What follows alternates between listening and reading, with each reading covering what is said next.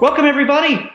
It's time for another episode of the AFA podcast. My name is Dave Mathwin, and with me today is Senior Emily Miller.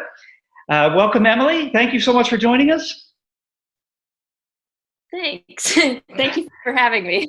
Oh, you're very welcome. You're very welcome. This is part of our segment of highlighting some of our seniors here at AFA.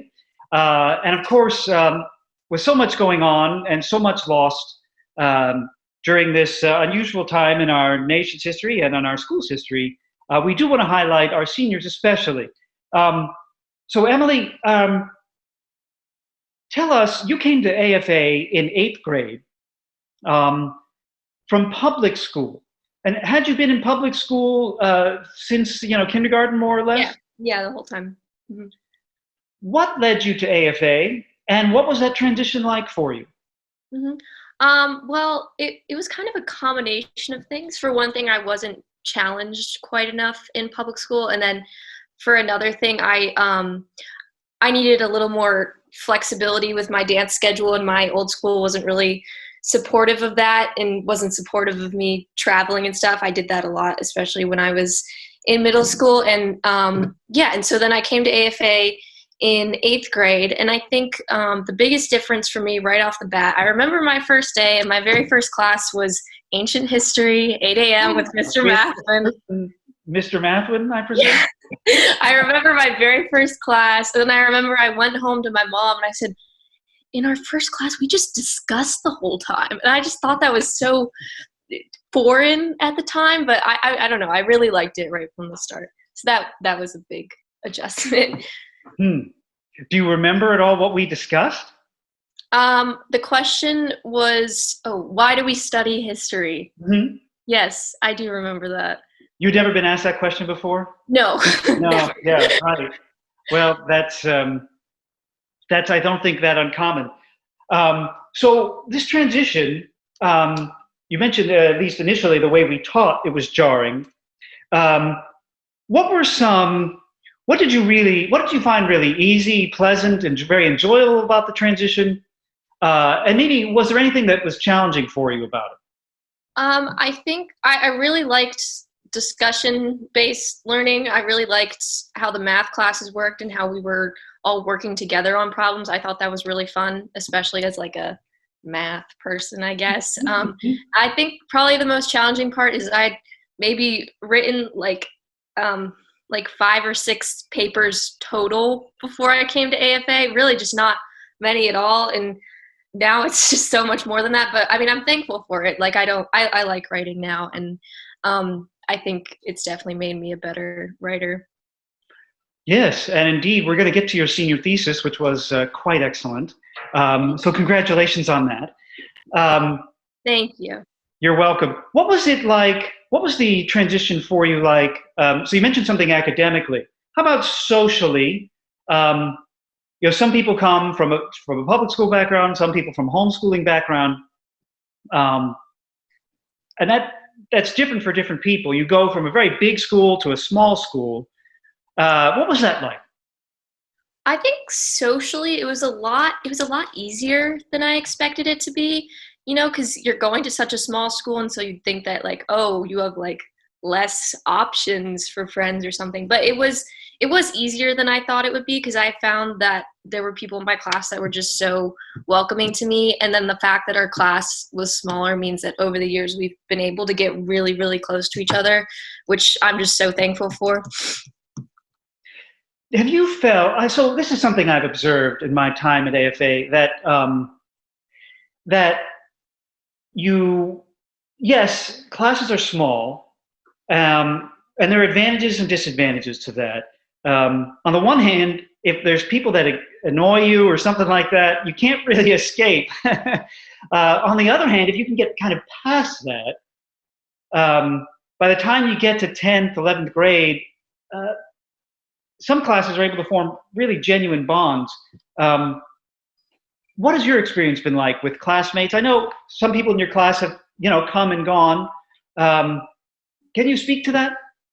Yeah, I'm honestly, it's been such a privilege to be able to see the people in my class now, to see how they've grown over the years and how they've become the people that they've become. And I'm so proud of all of them, honestly. And our class has gotten smaller over the years, which I think isn't unusual, but it's just, we've just gotten so close to each other. And yeah, it's just wonderful. It's been great to see everyone kind of grow up. And I think we kind of grew into our own personalities, and now we get along really well.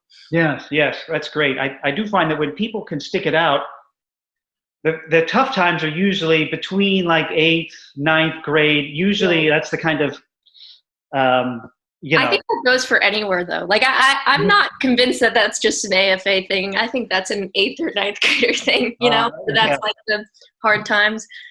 You may be right. No question about it. You mentioned as part of one of the reasons why you came to AFA, so you could have flexibility with your time with dance. And perhaps some of our viewers do not know that you are an exceedingly, and I do not exaggerate, accomplished Irish dancer. You've placed in national competitions. You've traveled internationally. Unfortunately, you were supposed to travel, correct, for an international competition? Yeah, I had Worlds, was supposed to be over spring break, but it was canceled, unfortunately. Yes. So tell us about this Irish dancing. Again, you've placed very highly in a number of prestigious competitions.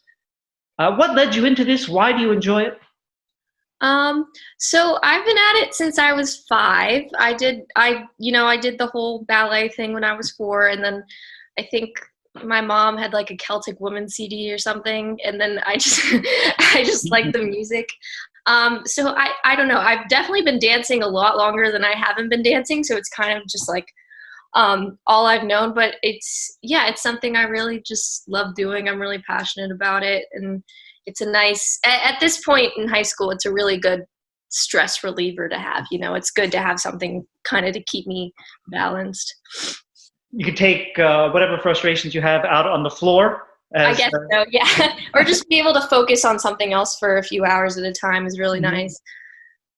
Yeah, so do you think Irish dancing would have been, how should I put this? Do you think Irish dancing was just the thing that came into your life at the right time, or is there something specific about it? Like you've tried other hobbies or whatever that hasn't stuck, but dancing for you hits the spot. Why is that, maybe?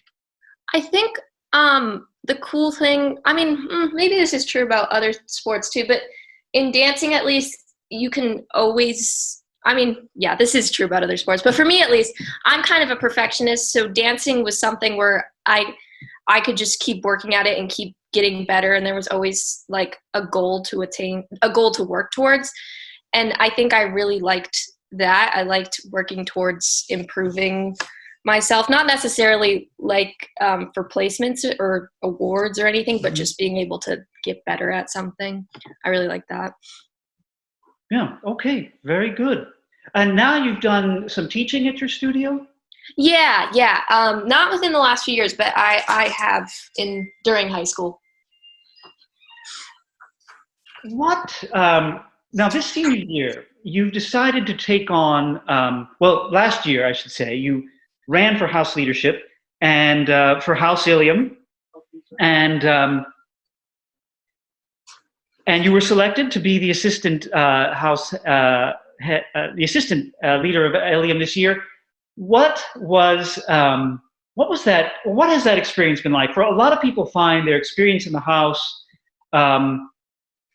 unusual and fruitful. Tell us about your experience in House Ilium and what House leadership has been like for you.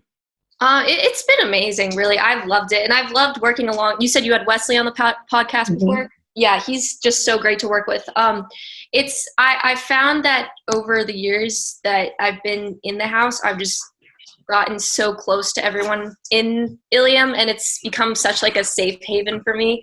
Is all those people I know that like they're my family no matter what, and so it's actually kind of been easy to lead them just because like I love them so much. And certainly there's times where you've kind of had to learn, where I've kind of had to learn to be a leader, and I've had to learn to say no, but I think it's been so beneficial for me to be able to do that. I'm just so thankful for the opportunity. Well, you've done an excellent job, so thank you for that. Nice. And yeah, so how you mentioned the house is kind of like a family or something along those lines. How is that? How is the house experience different from your experience with your class? hmm well, definitely, especially when I was younger, especially when I was in 8th or 9th grade, if I had some kind of, petty drama or issue in my class, I knew I could go to my house and there would be other people there that I could talk to or hang out with. I just knew that I would always have my house and I'd always be in my house. And having older students to look up to when I was younger was really, really great for me. And so I think especially now I try to be that person for the younger kids in my house. It's just really great to have a community like that because they're more like a family because they're all different ages, right? So Mhm. Right. Yeah, for those that may not be aware, we take grades 7 through 12 and we kind of split them up into these 4 different groups. So maybe if you are having some drama in 8th grade or whatever, there's a place where you can escape from that, where there won't be that drama, hopefully. So what have been some, you mentioned, having to say no as a leader. I mean, has this experience of leadership, what kind of, has it been what you expected? Has it been easier, more difficult than you thought? I think it's been a little easier than I thought because I didn't realize how passionate I was about leadership in Ilium until I was doing it. So I think it's never been something I've had to like make myself do or be like, oh, I've got to go be a house leader now. It's always just been something that I've been kind of honored to do. And yeah, I think in terms of the saying no, sometimes my housemates will have really good ideas, but I've kind of had to learn how to draw the line. But I think that's something I'll be able to carry with me. Yes, good. Well, that can be a real challenge for people as they, for some house leaders, when they say like, hey, wait a second, like, yeah, like I thought only like grumpy old people said no. Like I have to say no as well. Yeah. Yeah, but no, you've done very well with that, and thanks so much for your time with House Ilium. Of course. The senior year again. The seniors unfortunately, have lost a lot of activities, a lot of moments, and that's just the way it is, unfortunately. But one of the highlights of the year for the senior class, and really for the whole school, is the senior thesis, or shall we say, are the senior thesis presentations. And I've looked over your thesis. Of course, we've talked about it on occasion. You've written a really excellent thesis about, you're welcome, about political polarization. And I wanted to give you a chance to talk about that. Can you give us about a 1-minute summary of what your thesis is about and why you got interested in it? Yeah. So my thesis is looking at the causal relationship between politicians, campaign companies, and news media companies, and their relationship to a rise in political polarization in America. And it kind of looks at the mechanisms that they use to cause that rise in polarization. So for politicians, that might be their rhetoric. For campaign companies, it could be advertising or kind of grooming the politicians. And then for the news media outlets, it's coverage. It's how they decide to spend their time covering political events. So what I found interesting about your paper is that you mentioned you have a math background, right? You're in Calculus 2 right now, which is something that very few students attain to. So your paper has a lot of statistical analysis, the kind of like a lot of hard data, but a lot of also kind of political analysis. What made you want to put those two together? Oh, that's an interesting question. Well, in terms of why I wanted the statistics, I think Mr. Maffin and I have had this conversation before. I just really love statistics. It's what I want to study in college. I love numbers, and I was even saying this to Mr. Carey yesterday. As soon as there's a concept in chemistry that you can put numbers into, it automatically just makes so much more sense to me. So I think I see numbers kind of as just a really sound way of proving something. And in terms of, using like political science, that's something where I've actually realized I really like political science too, kind of through writing this paper. I've gotten to read a lot of really interesting texts, and yeah, I think both of them were just interesting to me, I guess, to answer your question. Yes. So to play a little bit of devil's advocate, since we probably won't have a chance for you to face a formal panel, although maybe, we can hope so. But let's have a little fun. Let's talk about some of the ideas behind your thesis. So in terms of causation, is it true that you argue that, well, do you seem to say, or do you think that this is something that politicians or advertising companies or what have you cause? Or do you see them as responding to something in the culture at large? So I see it not as a direct cause, but as a perpetuation.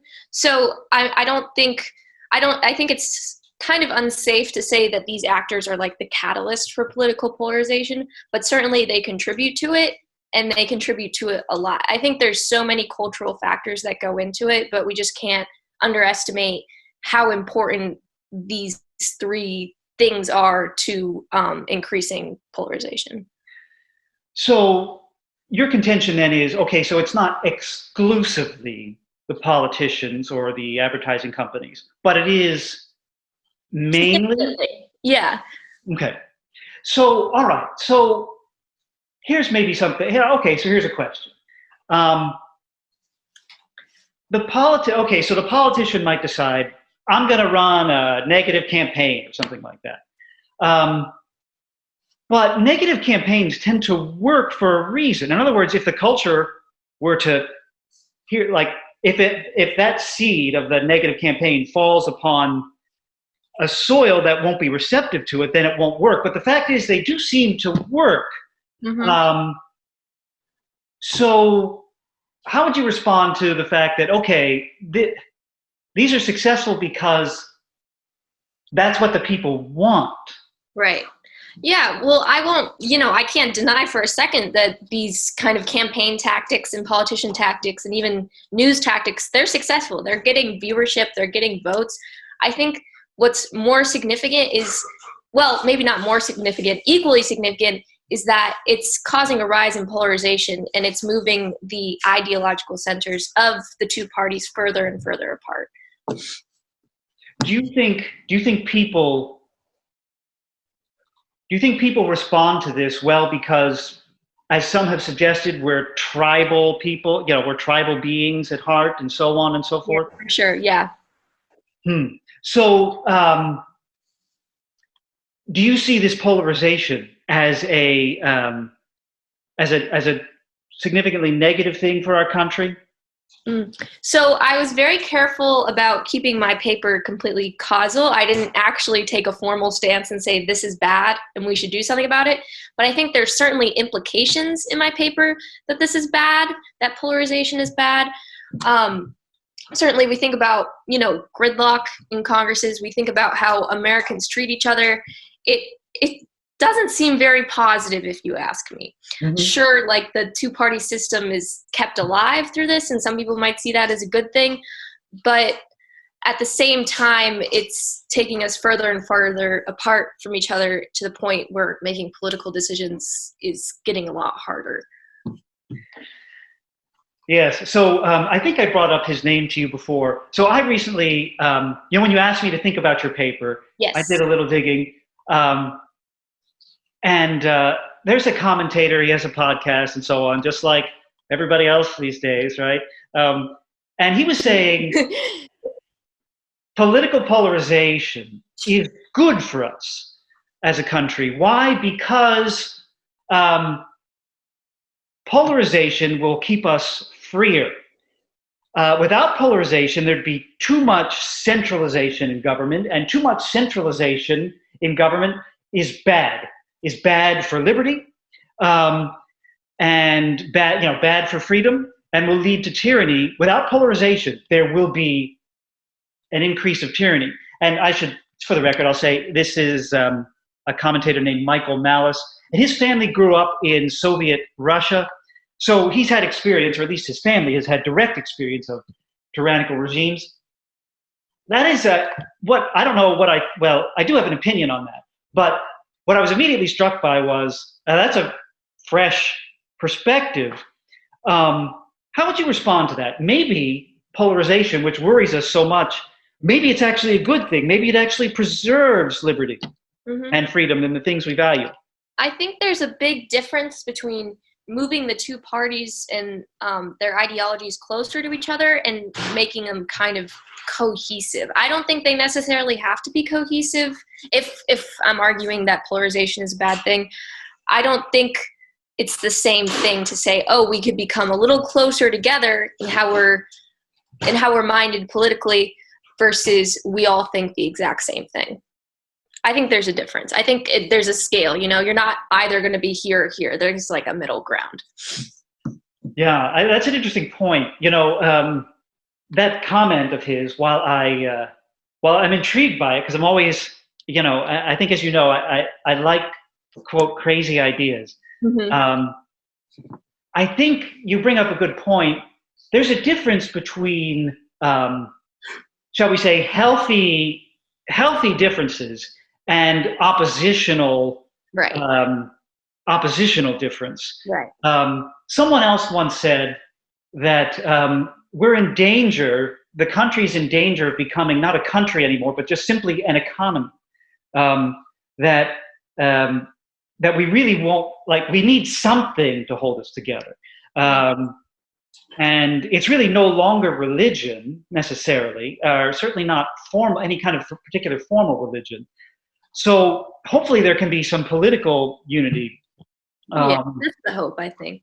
I think a lot of people are on the same page with you there, Mr. Madden. Okay, yeah. Great minds think alike, eh? Although it might be interesting, I wonder, I might be more comfortable with more polarization if that polarization would maybe just simply put us into smaller communities. I think one problem we have, though, is, and I'd be interested for your perspective on this, one problem we have is this polarization doesn't put us into smaller communities. It just puts us into, it just fragments us more and more as individuals, and we'll just watch more Netflix.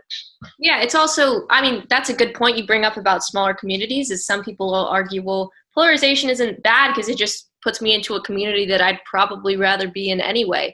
But the problem is our communities are just getting smaller and smaller and smaller and more fragmented. And so I think certainly you have to remember that as an American, you are, whether you like it or not, kind of part of one community that you have in common with people of the opposite party. And that, of course, is living in the same country as them. Yeah.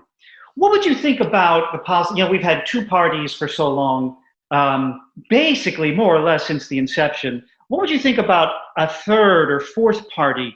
You think that would be helpful or harmful?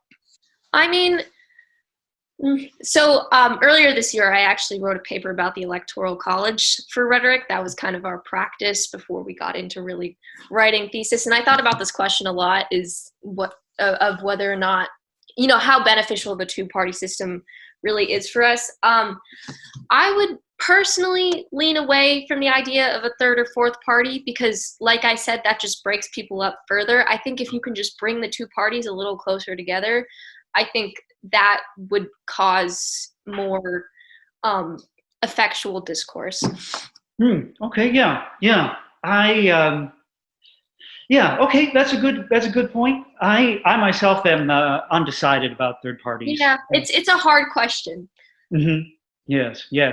Well, I've enjoyed looking at your thesis and enjoyed our talks about it. I do, it's one of the things that kind of hits me here, so to speak, that our public at large won't get a chance to see you defend your thesis. But if anybody out there does have a chance, if we're ever able to do that, I'd urge you to come on out and find some way, perhaps, to hear Emily present her excellent work.